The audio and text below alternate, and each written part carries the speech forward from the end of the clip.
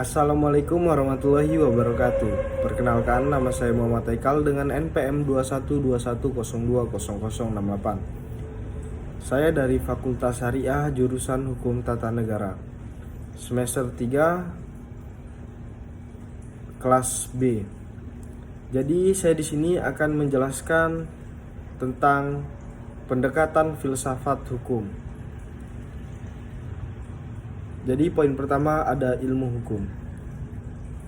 Beberapa pendapat mengatakan bahwa karena filsafat hukum merupakan bagian khusus dari filsafat pada umumnya, maka berarti filsafat hukum hanya mempelajari hukum secara khusus, sehingga hal-hal non-hukum menjadi tidak relevan dalam pengkajian filsafat hukum. Sebagai filsafat hukum tunduk pada sifat-sifat, cara-cara, dan tujuan-tujuan dari filsafat pada umumnya. Di samping itu, hukum sebagai objek dari filsafat hukum akan mempengaruhi filsafat hukum. Dengan demikian, secara timbal balik, antara filsafat hukum dan filsafat saling berhubungan.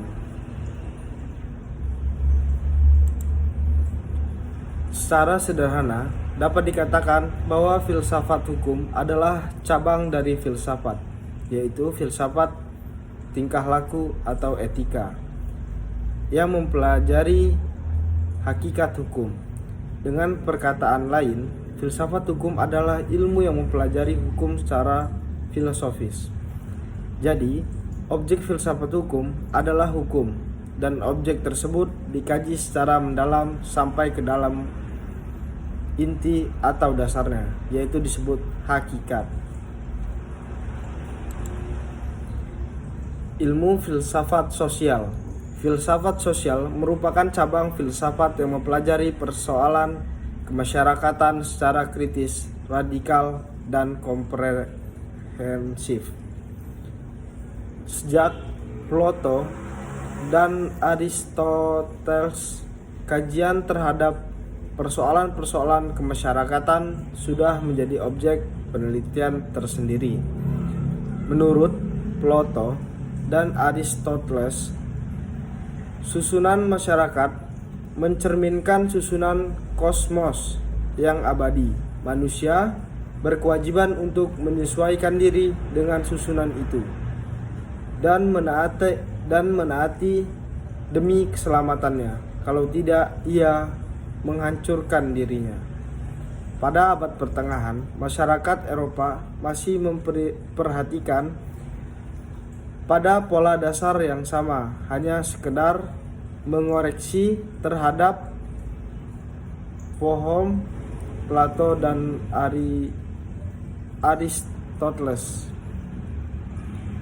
Paham tentang autonomi kosmos diganti dengan paham heteronorminya, yaitu kepercayaan bahwa kosmos tidak berdiri sendiri, tetapi bergantung pada kemahakuasaan Allah. Ketertiban kosmos adalah suatu ketertiban yang telah diciptakan. Perubahan hubungan dan sosial. Perubahan terjadi pada masyarakat di dunia pada dewasa ini merupakan suatu gejala yang normal, yang pengaruhnya menjalar dengan cepat ke bagian-bagian lain dari dunia.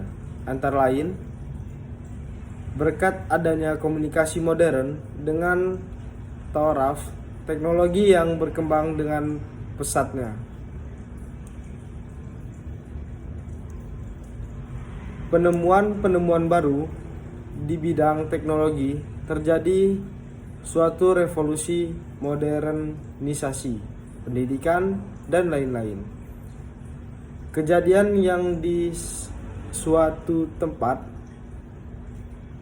dengan cepat dan dapat diketahui oleh masyarakat lain yang bertempat tinggal jauh dari pusat terjadinya peristiwa tersebut.